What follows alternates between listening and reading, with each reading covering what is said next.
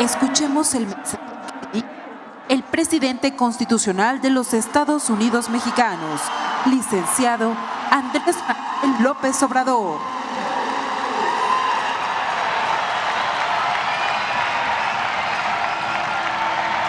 Amigas, amigos,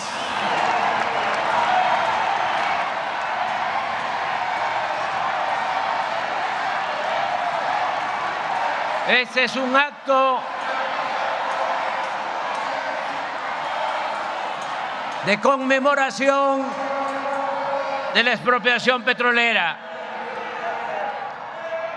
y es un acto nacional. Aquí participan habitantes de Aguascalientes, de Baja California, de Baja California Sur, de Campeche, de Chiapas,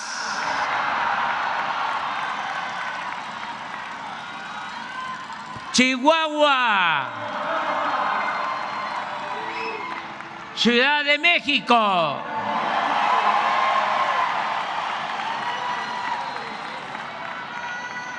Coahuila,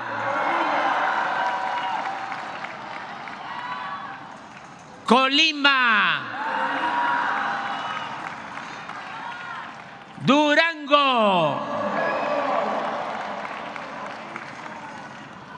Estado de México,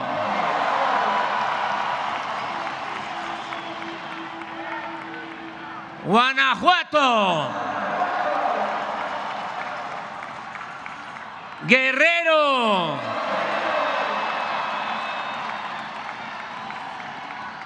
Hidalgo,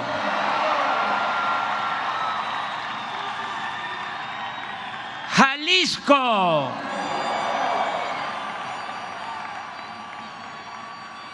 Michoacán,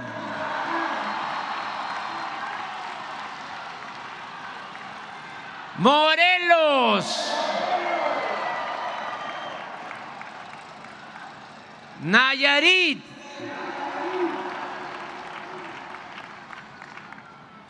Nuevo León,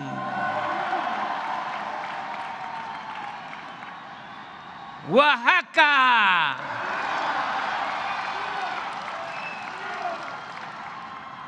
Puebla,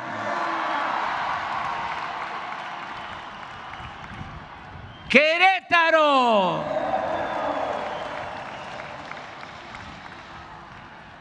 Quintana Roo, San Luis Potosí, Sinaloa, Sonora, Tabasco,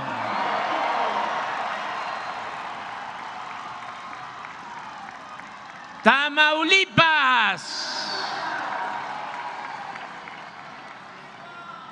Tlaxcala, Veracruz,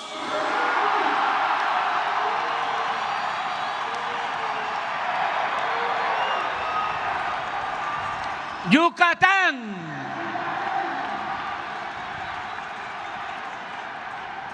Zacatecas,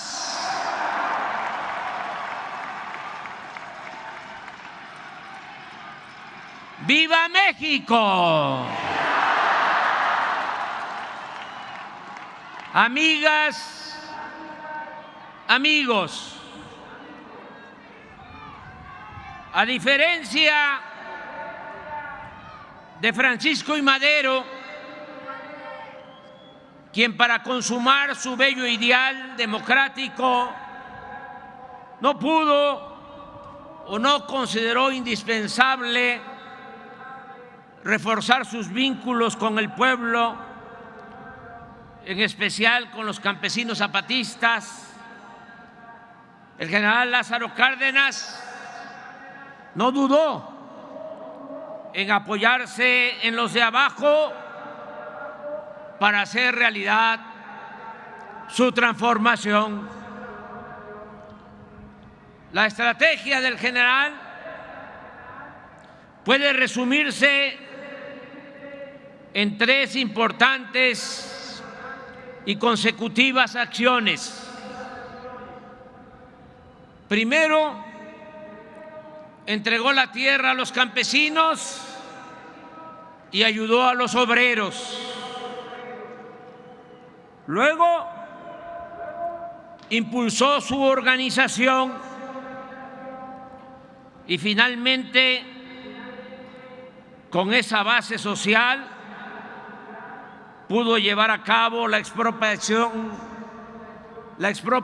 del petróleo y otros bienes de la nación que Porfirio Díaz había entregado a particulares, fundamentalmente a extranjeros.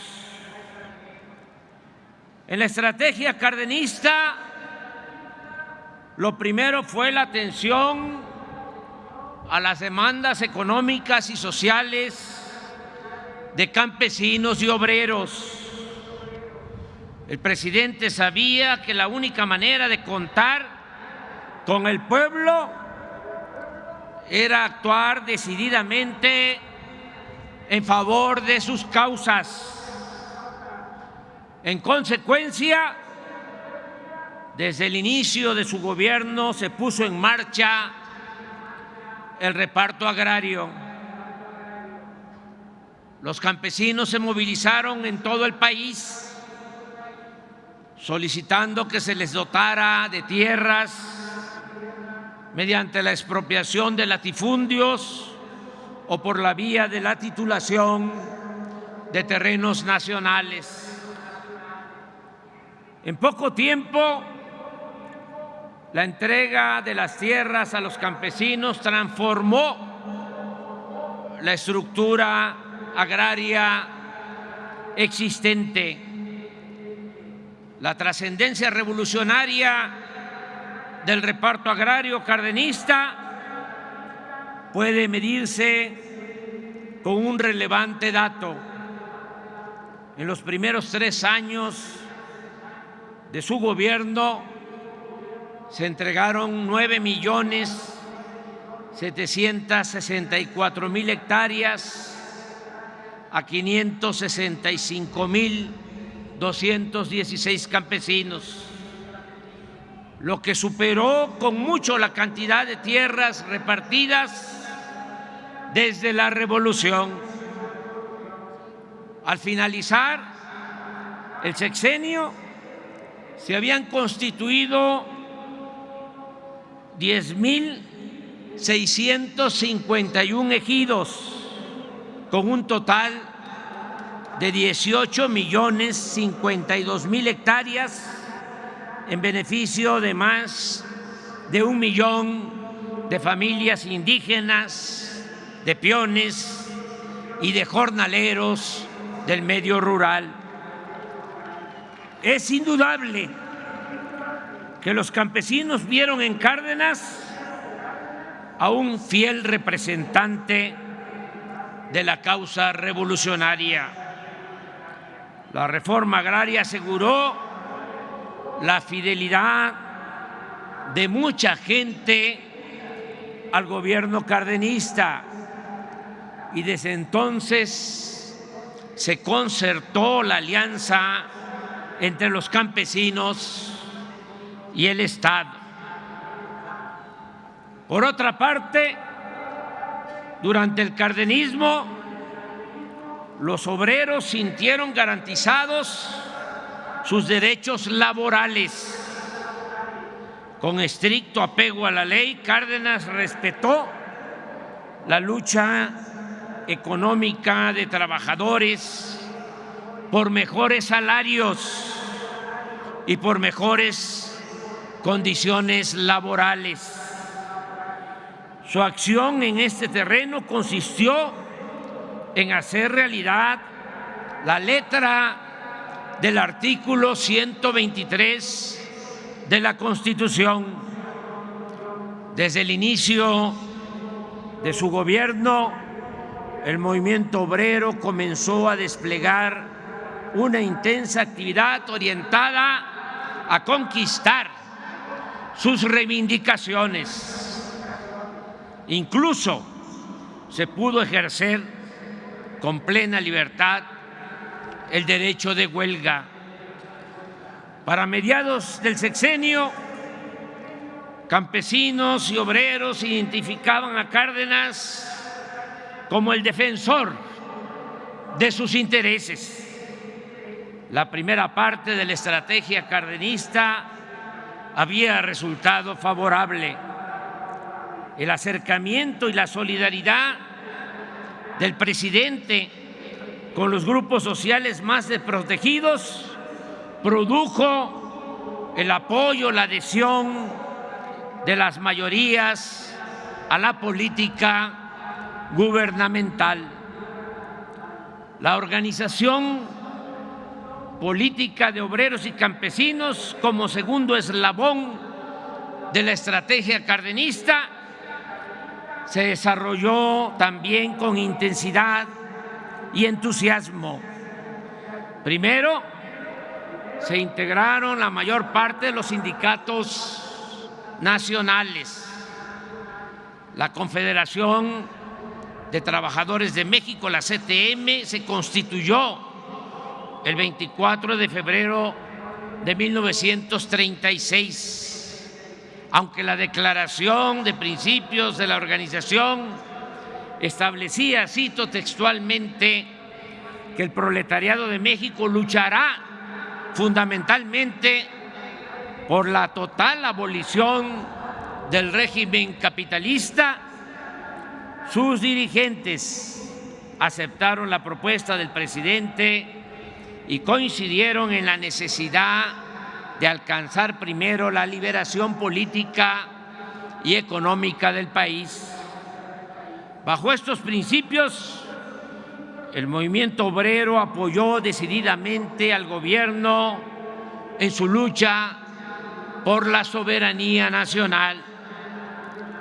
Por su parte, desde el 9 de julio de 1935, el presidente Cárdenas recomendó iniciar la organización de los campesinos de México. Con ese propósito se crearon las ligas de comunidades agrarias en todos los estados del país y la integración de ellas con los sindicatos de asalariados rurales dio como resultado la constitución de la Confederación Nacional Campesina, la CNC. La organización y movilización política de las masas permitió avanzar en el propósito de hacer valer la independencia económica de nuestro país.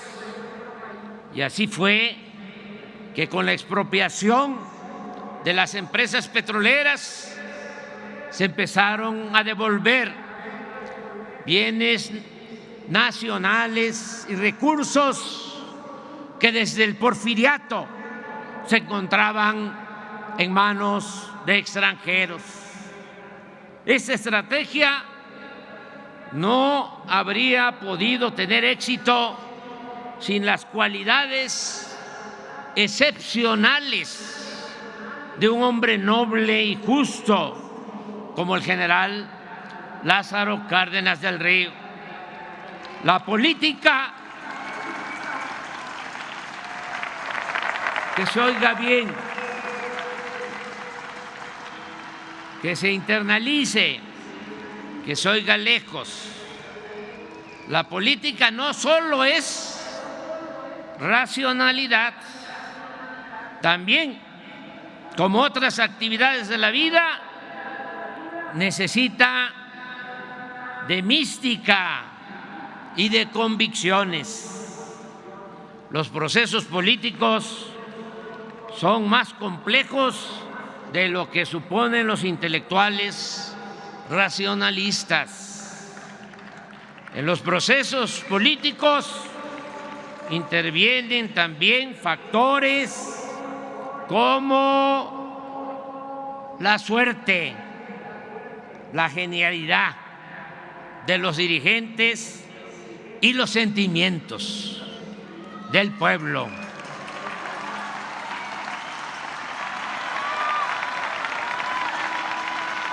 El general Cárdenas, a diferencia de políticos arribistas o de la élite, profesaba un sincero y profundo amor al pueblo.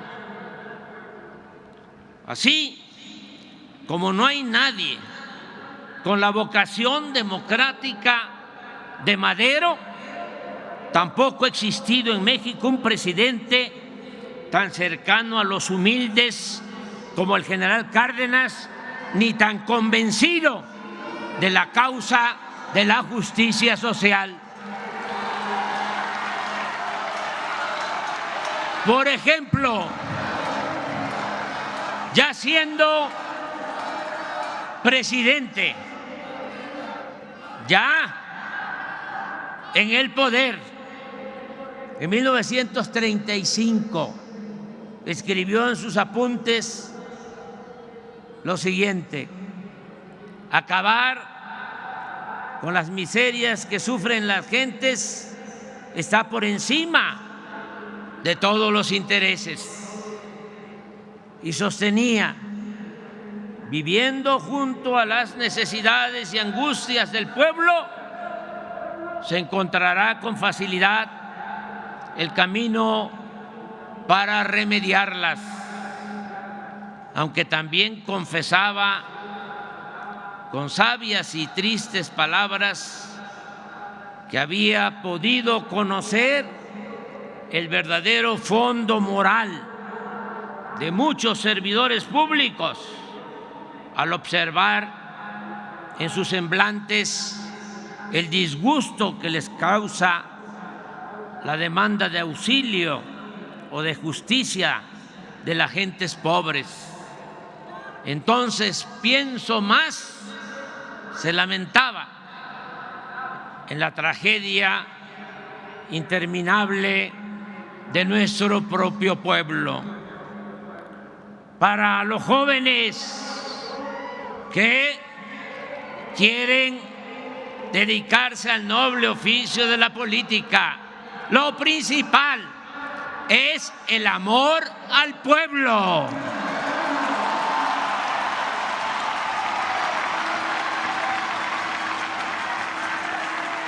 Además de ser un auténtico humanista y de poseer otras virtudes, el general Cárdenas supo manejar con precisión los tiempos. Política, entre otras cosas, es manejo de tiempos, asunto que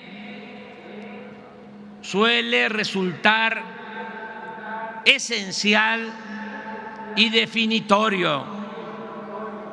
Unos días antes de anunciar la expropiación petrolera, anotó en sus apuntes que sobre la carretera en las cercanías de Cuernavaca caminó y platicó durante más de una hora con su maestro, amigo, compañero y paisano, el general Francisco J. Mújica. Cito al general Cárdenas. Dice: hicimos consideraciones de las circunstancias que podrían presentarse si gobiernos como los de Inglaterra y Estados Unidos, interesados en respaldar a las empresas petroleras, presionaban al gobierno de México con medidas violentas. Pero tomamos también en cuenta que se presenta ya la amenaza de una nueva guerra mundial con las provocaciones que desarrolla el imperialismo nazifascista, y que esto los detendría de agredir a México en el caso de decretar la expropiación.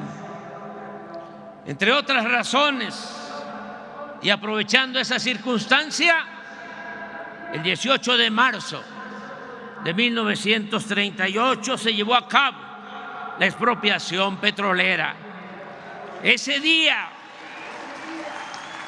a las 8 de la noche, el general Cárdenas comunica a su gabinete sobre esta decisión histórica y 2 horas después da a conocer por radio a toda la nación el paso dado por el gobierno en defensa de su soberanía, reintegrando a su dominio la riqueza petrolera, que según lo escribe el mismo general, el capital imperialista ha venido aprovechando para mantener al país dentro de una situación humillante.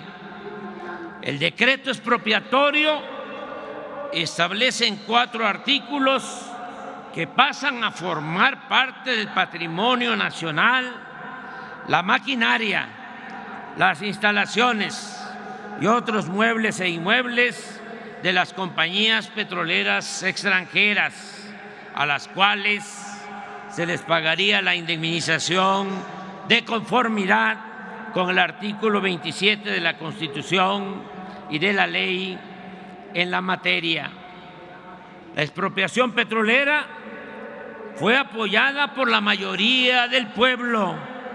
En las fotos de la época se advierte la presencia mayoritaria de gente humilde, hombres y mujeres indígenas, campesinos, obreros, maestros, empleados e integrantes de la clase media baja. Fue el pueblo raso el que apoyó y cooperó con el gobierno para el pago de las indemnizaciones a las compañías petroleras extranjeras. ¿Cómo olvidar que tantas mujeres pobres donaron para este efecto chivos y guajolotes y se deshicieron hasta de las humildes alhajas que poseían? Por esos días, desde la ciudad de Oakland, California, el trabajador migrante Cástulo Prado compuso la letra y la música del corrido del petróleo y se lo envió al presidente con la instrucción de que el gobierno destinara las posibles regalías de la obra al pago de las indemnizaciones. Una de sus estrofas reza así: Lázaro Cárdenas dice, sereno y despreocupado, al transcurso de 10 años todo quedará pagado. Tengo un pueblo mexicano que no me queda ni duda, desde el más niño al más viejo, todos me ofrecen su ayuda. En la mujer mexicana hay patriotismo y orgullo, se deshace de sus joyas para ofrecerlas al cuño. Además de este masivo y contundente respaldo popular, el gobierno de Cárdenas contaba con otra circunstancia favorable. En ese tiempo gobernaba Estados Unidos Franklin Delano Roosevelt, un gran estadista, uno de los mejores presidentes que ha tenido ese país en toda su historia.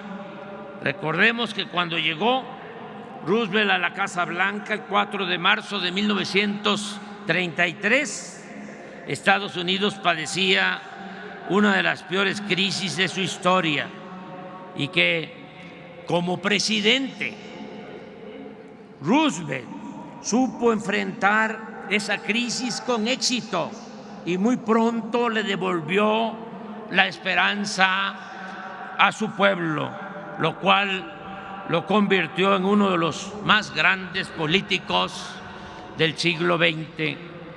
En cuanto a su política exterior, recordemos que en un discurso memorable, que es el antecedente de los principios de la ONU, el 6 de enero de 1941, expuso al mundo 4 libertades fundamentales: el derecho a la libertad de palabra, el derecho a la libertad de culto, el derecho a vivir libres de miseria y el derecho a vivir libre de temor.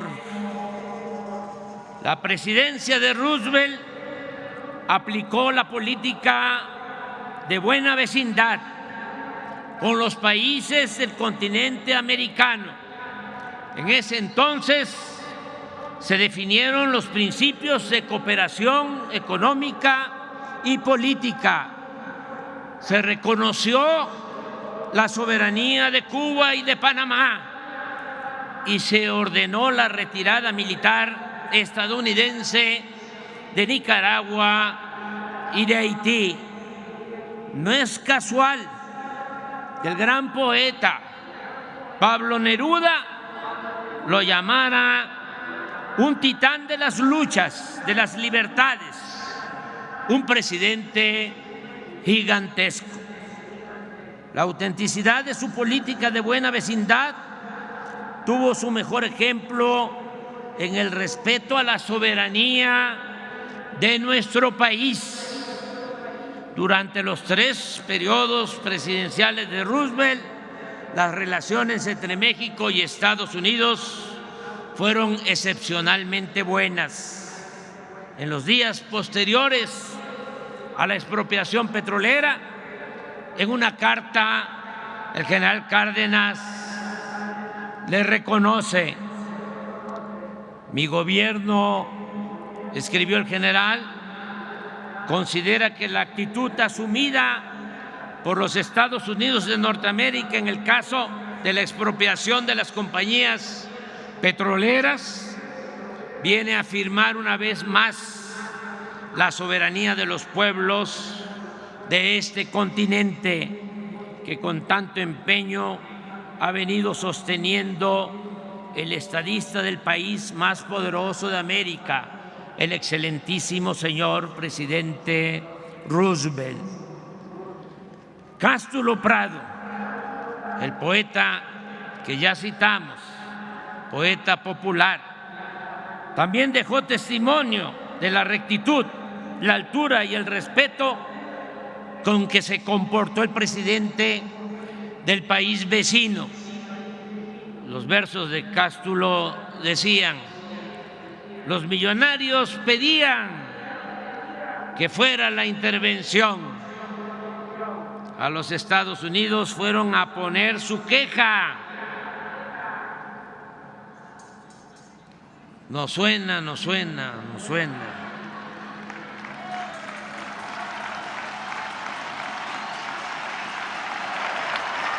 A los Estados Unidos fueron a poner su queja para que de allí vinieran a proteger sus empresas. Roosevelt les dice: señores, yo aquí nada puedo hacer. El gobierno mexicano ha cumplido su deber.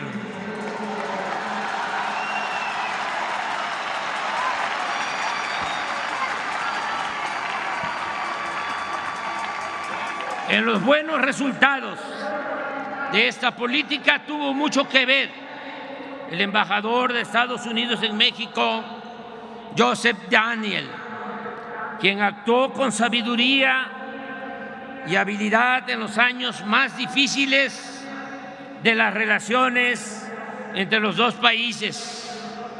Su postura acerca del conflicto petrolero se resume cuando sostiene que el presidente Cárdenas tenía razón al promover que la riqueza del subsuelo se convirtiera en parte de la economía mexicana y que la crisis petrolera se debía a la negativa sistemática de las empresas extranjeras a modificar su visión, pues consideran, señalaba Daniels, que los mexicanos nacieron para enriquecer a extranjeros y que Dios puso importantes recursos naturales en el subsuelo de México para aumentar las fortunas que se encuentran en los cofres de los explotadores y concesionarios.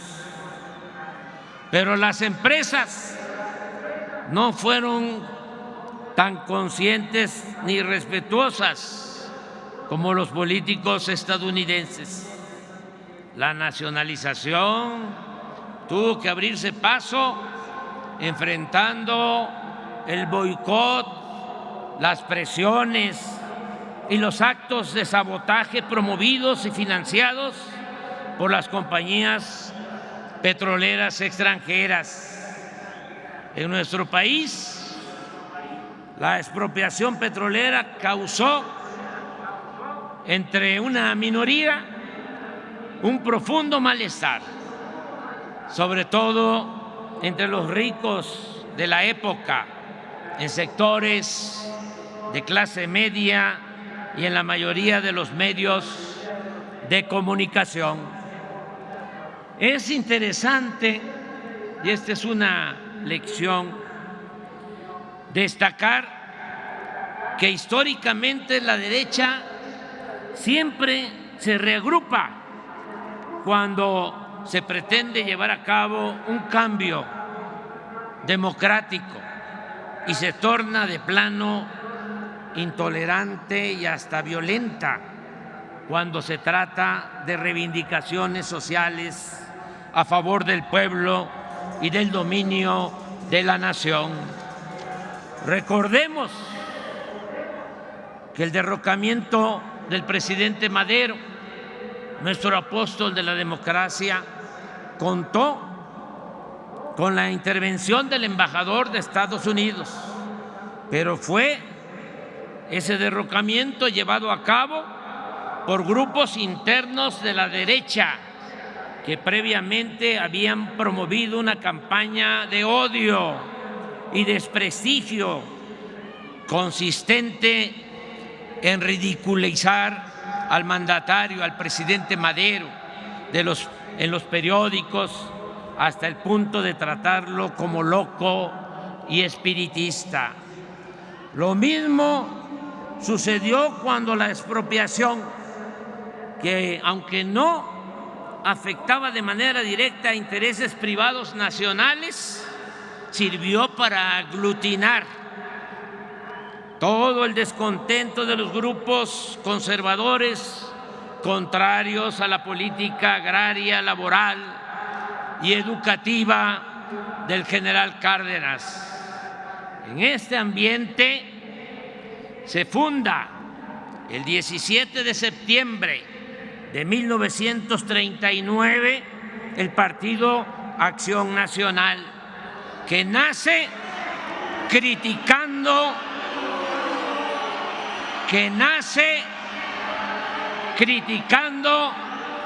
la expropiación petrolera. Digo esto aquí en el Zócalo porque no estoy mintiendo, estoy hablando con la verdad.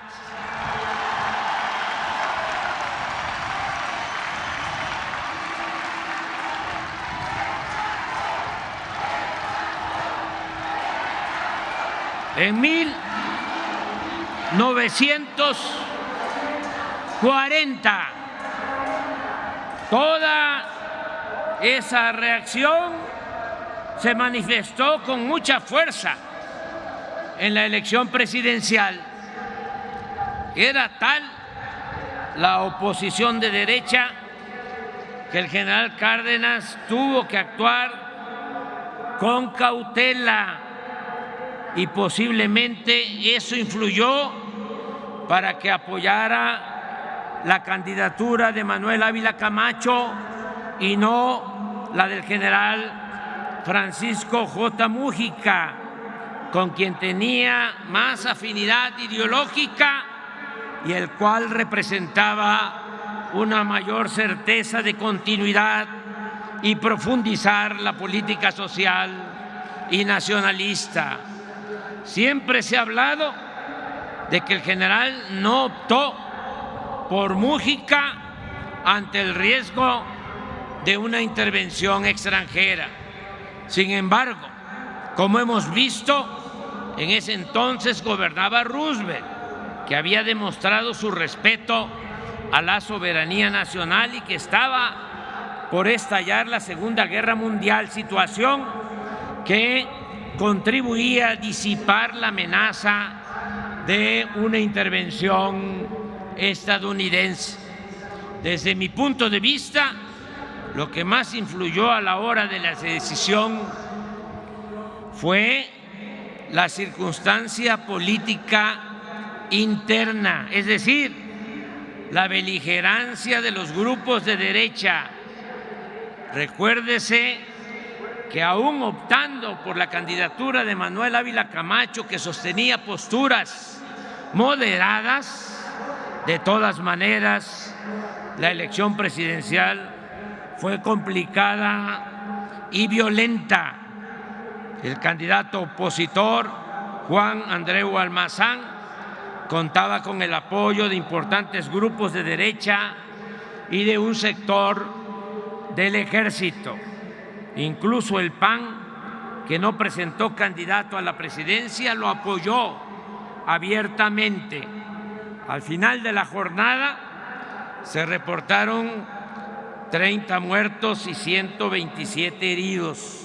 Sin embargo, poco después Almazán claudicó y sus partidarios, empresarios y políticos de derecha se entendieron y pactaron por concesiones y prebendas con el nuevo gobierno de Ávila Camacho. A partir de entonces empezó a abandonarse el auténtico ideal revolucionario y las acciones en beneficio del pueblo, aunque debe admitirse que esa alianza entre el poder político y el poder económico tal vez evitó la guerra civil y mantuvo la paz social. Si con Porfirio Díaz imperaba la paz de los sepulcros, luego del gobierno del presidente Cárdenas se instauró la paz de las componendas y de la corrupción. En esta breve historia hay enseñanzas mayores. La principal es que solo con el pueblo, solo con el apoyo de las mayorías, se puede llevar a cabo una transformación popular para hacer valer la justicia y enfrentar a los reaccionarios que se oponen a perder privilegios.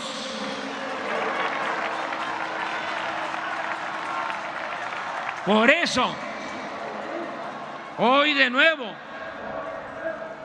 manifestamos, exclamamos a los cuatro vientos: nada de zigzaguear. Sigamos anclados en nuestros principios. Reafirmemos la decisión y el rumbo que hemos tomado desde que inició el gobierno. No a las medias tintas. No aceptaremos nunca que en México se imponga una minoría a costa de la humillación y el empobrecimiento de las mayorías.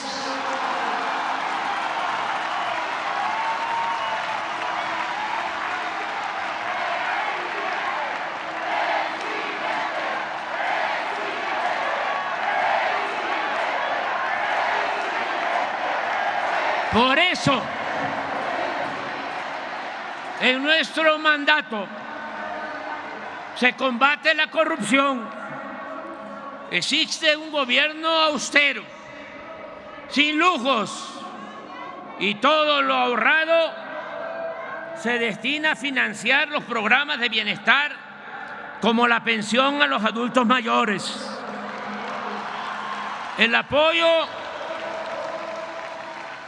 a las personas con discapacidad, a madres solteras, a campesinos y pescadores, becas a estudiantes de familias pobres, internet para todos, programas de mejoramiento y construcción de vivienda, créditos a la palabra, fertilizantes y precios de garantía para los pequeños productores del país, el Banco del Bienestar,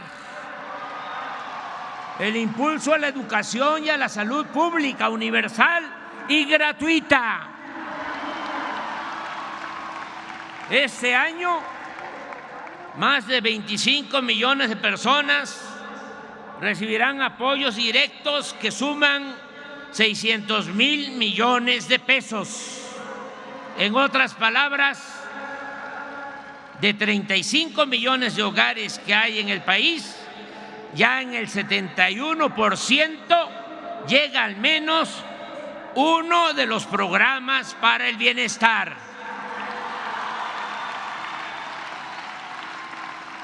Con esta política de atención a los más necesitados, vulnerables y en especial a los jóvenes, también hemos podido reducir los delitos del fuero federal en 33%, el homicidio en 10%, el robo de vehículo en 38%, el robo en general 20%, el huachicol en 92%, el feminicidio en 28% y el secuestro en 76%.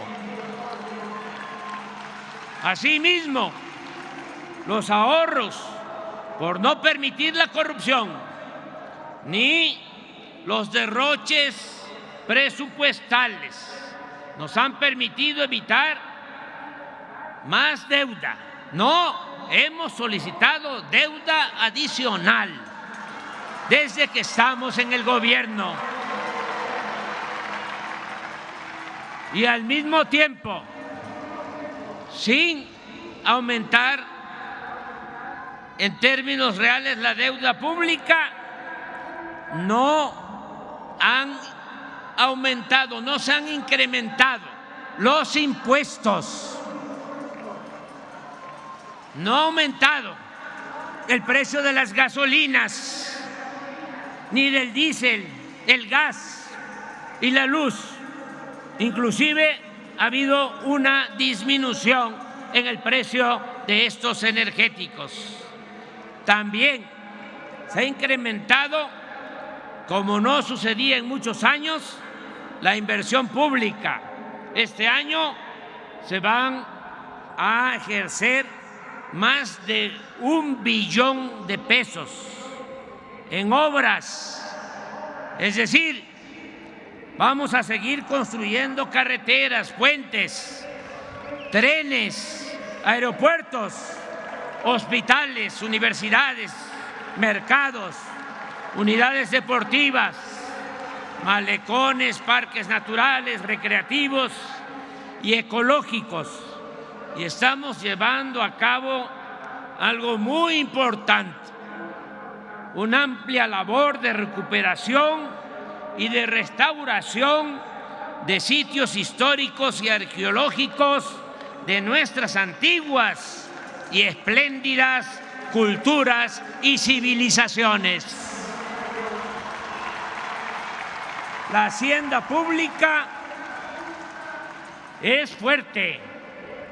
La economía nacional está creciendo, en auge.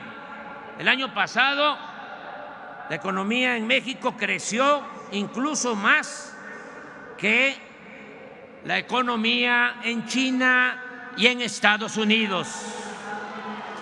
Hay un número sin precedente de 21.747.000 trabajadores inscritos en el Seguro Social.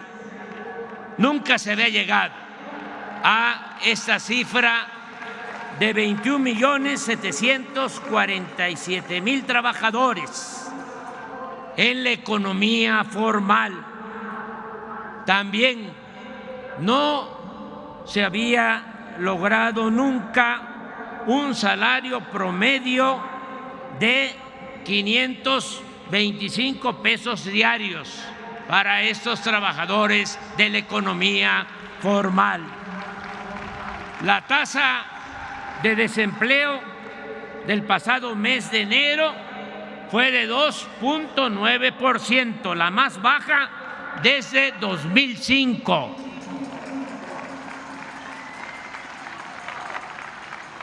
Estamos haciendo obras. Aquí mismo se está rehabilitando la línea que se fracturó del metro.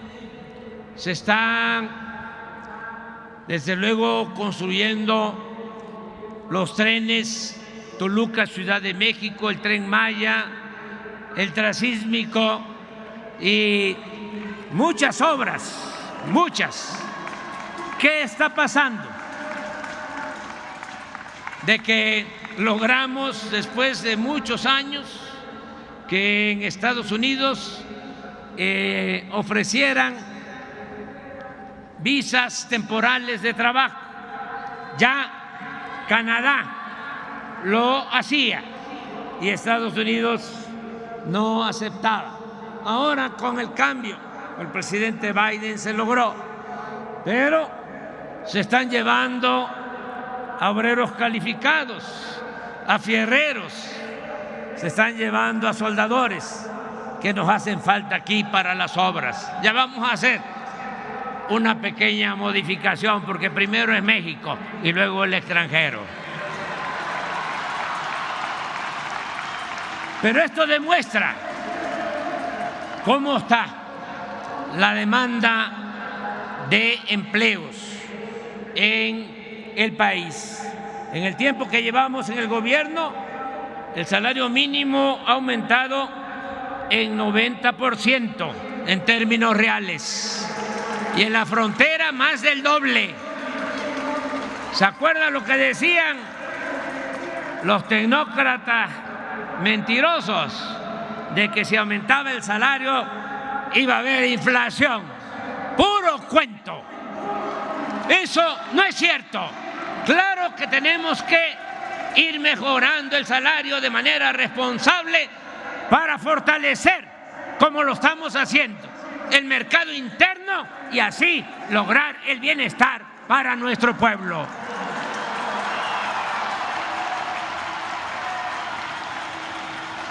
La bolsa de valores, las utilidades de las empresas y los bancos registran buenas ganancias. Las reservas del Banco de México se han incrementado en 15%, 200,000 millones de dólares de reservas del Banco de México. La inversión extranjera ha escalado a cifras antes no vistas.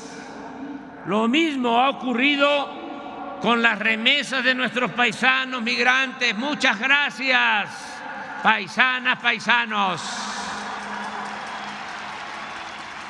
El año pasado, esas remesas casi llegan a 60,000 millones de dólares. Este año vamos a superar los 60,000 millones de dólares. Esto es muy importante porque ese dinero llega abajo, hasta las comunidades más apartadas, a 10 millones de familias que se benefician y que también con ese dinero se reactiva la economía regional, el comercio y otras actividades económicas. También es importante subrayarlo, el peso es la moneda que más se ha apreciado en el mundo con relación al dólar. Esto no sucedía desde hace más de 50 años. También hemos orientado nuestros recursos y esfuerzos para alcanzar la autosuficiencia alimentaria y la autosuficiencia energética. En esto último, como aquí informó la secretaria de Energía y el director de Pemex, podemos asegurar que se está garantizando la soberanía petrolera. El año próximo no vamos a comprar gasolina ni diésel ni otros petrolíferos en el extranjero. Vamos a procesar toda nuestra materia prima.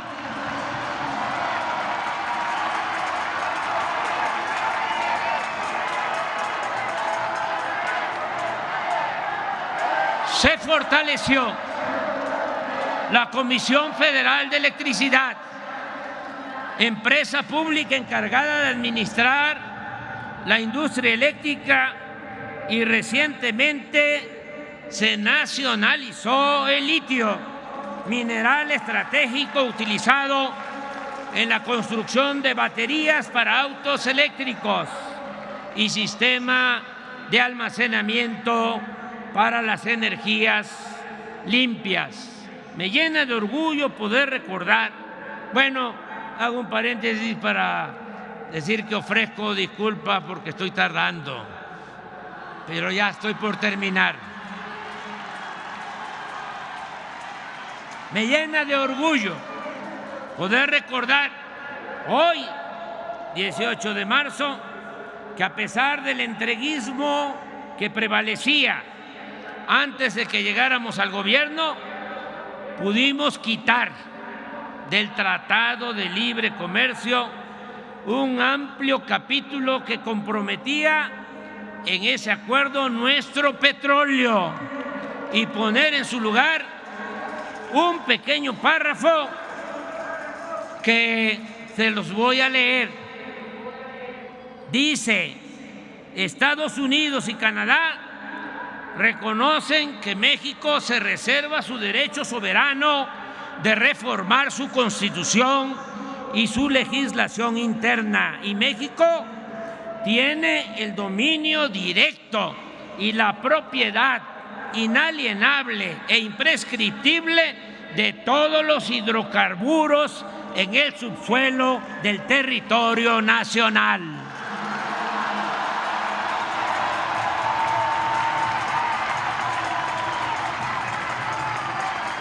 Amigas y amigos, estoy convencido de que seguiremos contando con el apoyo del pueblo para consolidar la primera etapa en la transformación de nuestro país. También estoy convencido que cualquiera de los aspirantes que resulte triunfador en la encuesta para elegir al candidato de nuestro movimiento aplicará la misma política en favor del pueblo y en favor de la nación.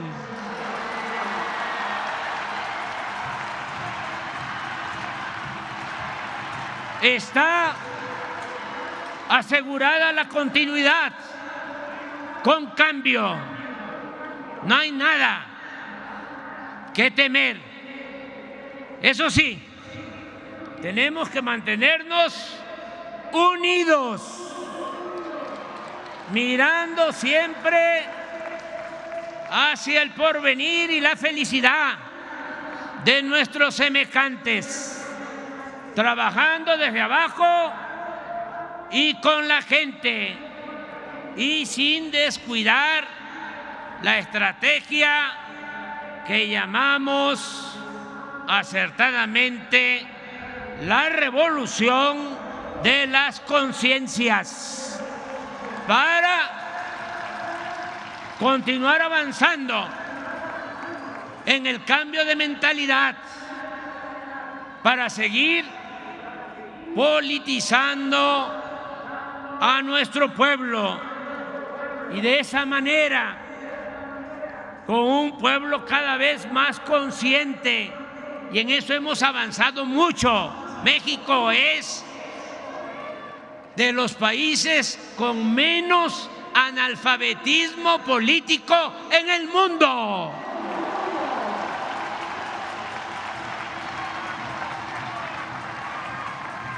Con esa conciencia vamos a seguir, con esa conciencia colectiva, vamos a seguir contrarrestando la guerra sucia, las campañas de calumnias y los intentos de manipulación que seguirán llevando a cabo, porque no les queda de otra, nuestros adversarios y sus medios de información vendidos, alquilados o en manos de los miembros del bloque conservador y corrupto. Pero al mismo tiempo debemos tener fe en la sabiduría y en la lealtad del pueblo. El pueblo no traiciona.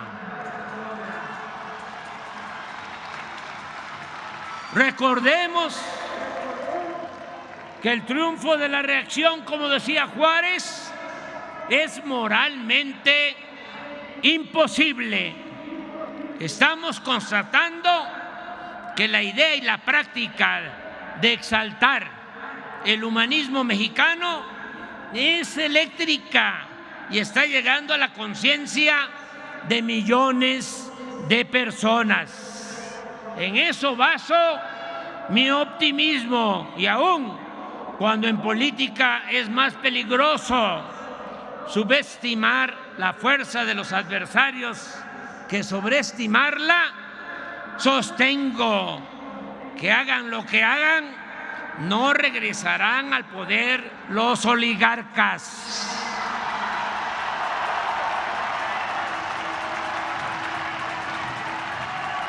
Continuará prevaleciendo en nuestro querido México una auténtica y verdadera democracia. Amigas, amigos, no puedo dejar de mencionar que en los últimos días algunos legisladores de Estados Unidos, acostumbrados a ver la paja en el ojo ajeno y no la viga en el propio, en plan propagandístico, diríamos aquí en lenguaje coloquial, con grilla y con fines electoreros, politiqueros, sostuvieron que si no deteníamos el tráfico de fentanilo hacia la frontera norte, ellos iban a proponer al Congreso de su país que ocuparan soldados norteamericanos en nuestro territorio para enfrentar a la delincuencia organizada. Primero, quiero dejar de manifiesto que ya no es el tiempo de Calderón ni de García Luna.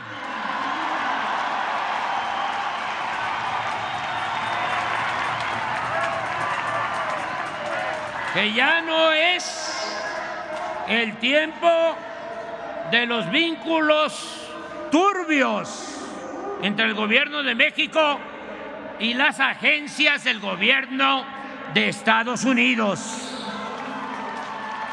Ahora no hay simulación.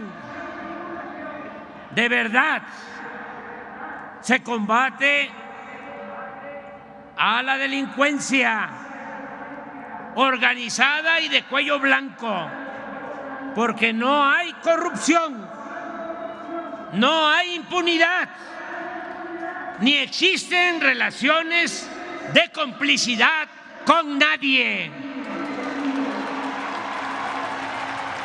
Pero lo más importante es que desde aquí, desde este Zócalo, corazón político y cultural de México, le recordamos a esos políticos hipócritas e irresponsables que México es un país independiente y libre, no una colonia ni un protectorado de Estados Unidos.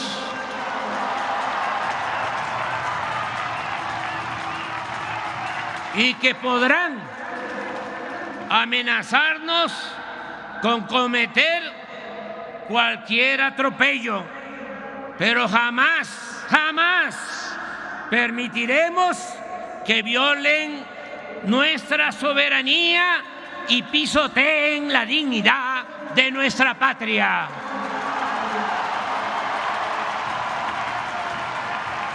Cooperación, sí. Sometimiento, no.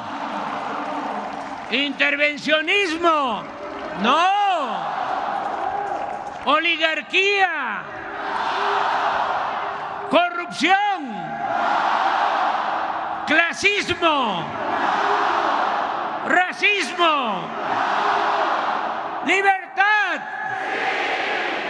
democracia, honestidad, justicia social, igualdad, soberanía. ¡Viva la expropiación petrolera! ¡Vivan los trabajadores y técnicos de antes y de ahora de la industria petrolera nacional! ¡Viva el general Lázaro Cárdenas del Río! ¡Viva México! ¡Viva México! ¡Viva México!